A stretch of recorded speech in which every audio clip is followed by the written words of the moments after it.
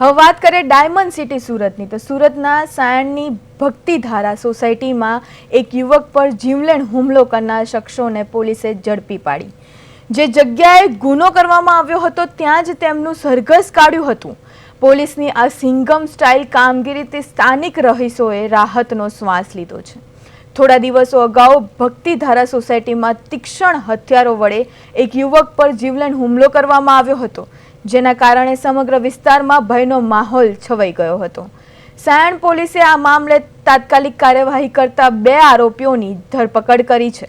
લોકોના મનમાંથી ડર દૂર કરવા માટે પોલીસે બંને આરોપીઓના હાથ બાંધી આખી સોસાયટીમાં તેમનો વરઘોડો કાઢ્યો હતો। આટલું જ નહીં, પોલીસે આરોપીઓ પાસે જાહેરમાં કાન પકડાવી માફી પણ મંગાવી હતી। આ દ્રશ્યો જોઈને સોસાયટીના રહીશોમાં પોલીસ પ્રત્યેનો વિશ્વાસ મજબૂત થયો છે। જો કે આ કેસનો મુખ્ય સૂત્રધાર મહેન્દ્ર રાજપૂત હજુ પોલીસ પકડથી દૂર છે, જેને શોધવા માટે પોલીસ સર્ચ ઓપરેશન તેજ કર્યું છે। સાયણ પોલીસ દ્વારા અત્યારે વિસ્તારમાં સતત પેટ્રોલિંગ કરવામાં આવી રહ્યું છે।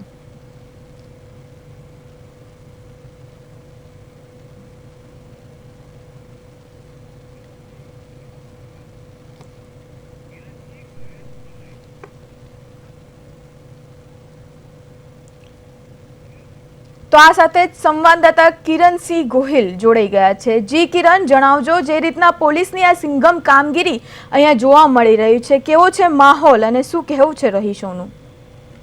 જી બિલકુલ નિધિ, ખાસ કરીને જો સુરક્ષિત અને સલામતીની જો વાતો પોલીસ કરતી હોય તો પોલીસે કડક બનવું પડે, કારણ કે સુરત જિલ્લો છે, ઇન્ડસ્ટ્રીયલ વિસ્તાર છે, પરપ્રાંતિયોની સંખ્યા છે અને અહીંયા ગાડી વારંવાર અસામાજિક તત્વો દ્વારા માથું ઉચકવામાં આવતું હોય છે, નિર્દોષો પર હુમલા કરવામાં આવતા હોય છે। ત્યારે ફરી એકવાર સાયણની જે ભક્તિધારા સોસાયટીમાં હુમલાખોરોએ એક યુવક પર તીક્ષ્ણ હથિયાર વડે હુમલો કર્યો હતો। આ ઘટનાને લઈને સ્થાનિકોમાં ભારે રોષ હતો અને પોલીસે 3 પૈકી 2 ને પકડી પાડ્યા હતા, જેનો ગઈકાલે વરઘોડો કાઢ્યો હતો, જ્યાં ગાડી હુમલો કરવામાં આવ્યો હતો। યુવાને વિસ્તારમાં આ આરોપીઓને ફેરવવામાં આવ્યા છે। પોલીસે ચોખ્ખા સ્પષ્ટ શબ્દમાં કહ્યું છે કે કાયદામાં રહેશો તો ફાયદામાં રહેશો, કારણ કે કોઈ પણ પ્રકારની અસામાજિક પ્રવૃત્તિ, દાદાગીરી, લુખ્ખા તત્વો આ વિસ્તારમાં ચાલવાની નથી અને પોલીસે લાલાક કરી છે। અને ખાસ તો પોલીસ દ્વારા જે કાર્યવાહી કરવામાં આવી છે તેને લઈને સ્થાનિકોમાં ખુશી જોવા મળી રહી છે અને તેઓ પણ પોલીસને કહી રહ્યા છે કે આવા અસામાજિક તત્વો સામે આવી કાર્યવાહી થવી જોઈએ। પરંતુ જે મુખ્ય આરોપી છે મહેન્દ્ર રાજપૂત હજુ ફરાર છે, તેને પકડવા માટે પોલીસ કામે લાગી છે। આરોપી પકડાય તેની સામે પણ કડક કાર્યવાહી કરવામાં આવશે, પરંતુ જે રીતે લુખ્ખા તત્વો માથું ઉચકી રહ્યા છે તે શરમજનક છે।